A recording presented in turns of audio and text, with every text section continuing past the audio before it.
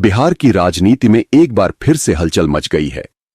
लोग पूछ रहे हैं, क्या नीतीश कुमार अब शराब पर लगी पाबंदी हटाने का ऐलान कर सकते हैं? क्या बिहार में फिर से शराब खुलेआम बिकेगी?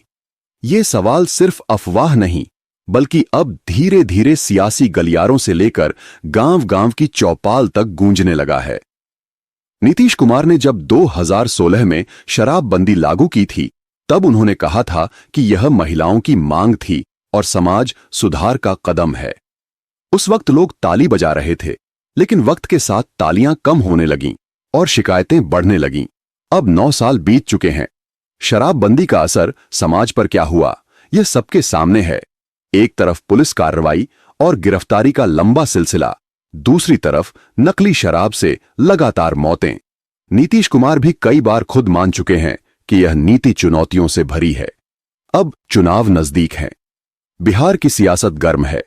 हर पार्टी अपनी रणनीति बना रही है और ऐसे में अचानक शराबबंदी का मुद्दा फिर से उभरना यह कोई इत्तेफाक नहीं है। जानकार कह रहे हैं कि नीतीश कुमार इस बार जनता का मूड समझ रहे हैं। वो जानते हैं कि शराबबंदी अब जनता के लिए भावनात्मक मुद्दा नहीं, बल्कि नाराजगी का विषय बन गया है। गांवों में लोग कहते हैं, सरकार ने शराब तो बंद कर दी, लेकिन तस्करी और चोरी छिपे बिकने वाला दारू बंद नहीं हुआ।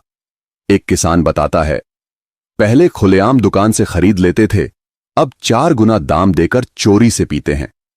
यानी शराबबंदी के बावजूद नशा रुका नहीं, बस व्यवस्था बदल गई। सरकार को टैक्स का नुकसान हुआ, लेकिन बाजार अंडरग्राउंड हो गया। नीतीश कुमार को यह बात अच्छी तरह समझ में आ गई है। चुनाव से पहले वो इस नीति की समीक्षा करवा रहे हैं। हाल ही में उन्होंने अधिकारियों की मीटिंग में कहा कि शराबबंदी के लागू होने का मकसद सही था, लेकिन जो लोग नियम तोड़ते हैं उनके खिलाफ कार्रवाई के बावजूद स्थिति नहीं सुधर रही है। यह बयान छोटा था, लेकिन उसके सियासी मायने बहुत बड़े हैं। राजनीतिक जानकार मानते हैं कि नीतीश अब जनता के मूड को देखकर शराब नीति में डील या नया मॉडल ला सकते हैं। संभावना यह भी जताई जा रही है कि सरकार कंट्रोल्ड सेल की व्यवस्था ला सकती है, यानी मेडिकल लाइसेंस या अनुमति आधारित बिक्री। इससे सरकार को राजस्व भी मिलेगा और कानून व्यवस्था पर नियंत्रण भी रहेगा।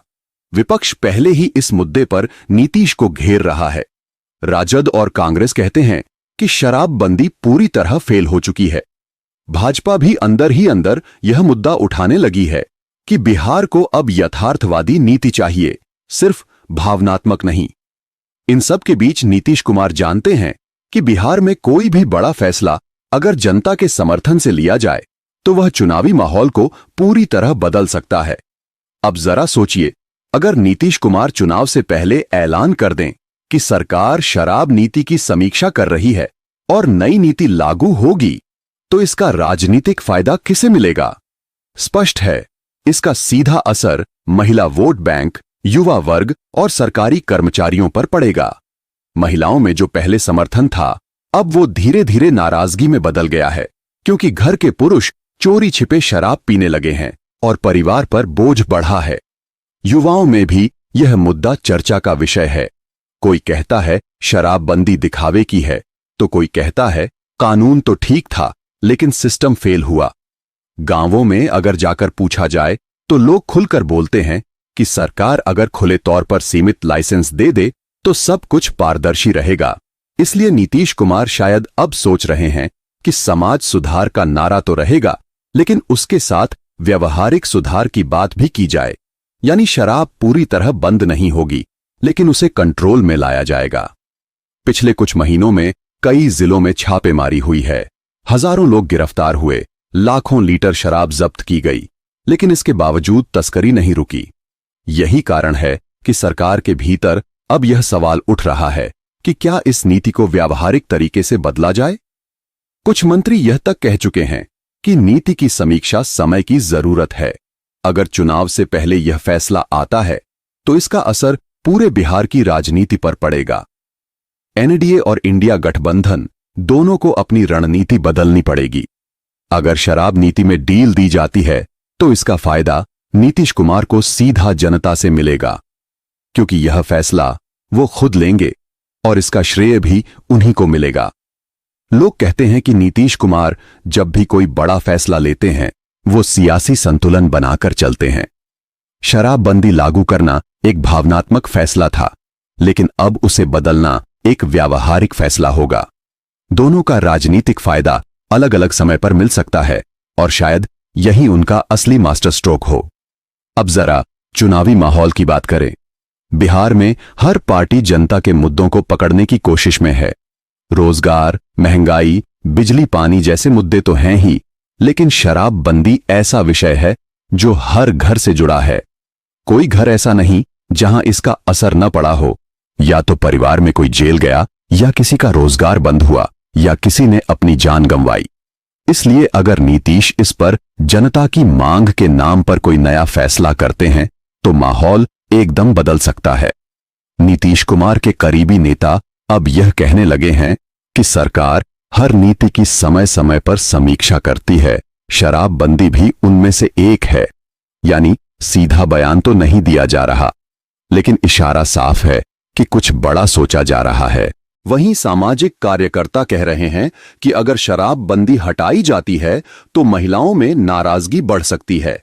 इसलिए सरकार अगर कोई कदम उठाती है तो उसे बहुत सोच समझकर और संतुलित तरीके से उठाना होगा। बिहार की जनता भी अब देख रही है कि सरकार इस बार क्या करती है।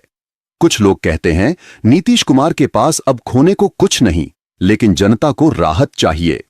ये राहत चाहे नई शराब नीति के रूप में आए या किसी सुधारात्मक कदम के रूप में, लेकिन असर जरूर दिखेगा।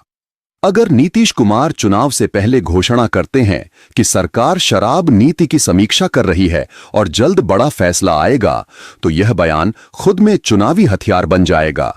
जनता के बीच यह संदेश जाएगा कि सरकार सुन रही है और वही पुराना नारा सुधार की दिशा में बिहार फिर से गूंज उठेगा। आने वाले कुछ हफ्ते बहुत अहम होंगे। नीतीश कुमार की टीम इस विषय पर रिपोर्ट तैयार कर रही है। अफसरों से लेकर जिलों के पुलिस कप्तानों तक से राय ली जा रही है। कई जिलों से ऐसी रिपोर्ट आई है कि शराबबंदी लागू करने में सबसे बड़ी दिक्कत लोकल पुलिस और सीमावर्ती इलाकों में तस्करी की है। अगर इन बिंदुओं पर कोई ठोस कदम उठाया गया तो नीति में बड़ा बदलाव संभव है।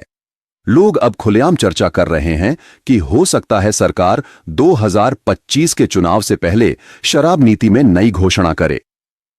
यह सिर्फ प्रशासनिक नहीं, बल्कि राजनीतिक फैसला भी होगा।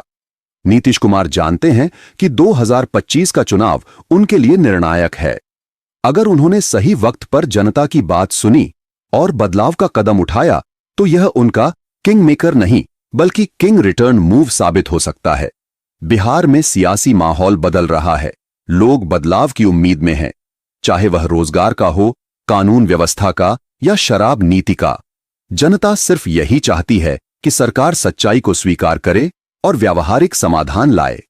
नीतीश कुमार अगर यही करते हैं तो फिर से वही कहावत सुनाई देगी, नीतीश जो करते हैं सोच समझकर करते हैं। फिलहाल सभी की निगाहें एक ही बात पर टिकी हैं। क्या बिहार में शराबबंदी खत्म होगी? क्या सरकार 9 साल पुराने फैसले की समीक्षा करेगी? और क्या यह कदम 2025 के चुनावी नतीजों की दिशा तय करेगा? जवाब आने वाला है, लेकिन इतना तय है कि अगर नीतीश ने शराब नीति में बदलाव का ऐलान किया तो बिहार की सियासत में भूचाल आ जाएगा। कुछ लोग खुश होंगे, कुछ नाराज, लेकिन चर्चा हर चौपाल, हर गली, हर पंचायत तक पहुंचेगी और तब बिहार की राजनीति फिर से एक नए मोड़ पर होगी, जहां नीतीश कुमार फिर से केंद्र में होंगे।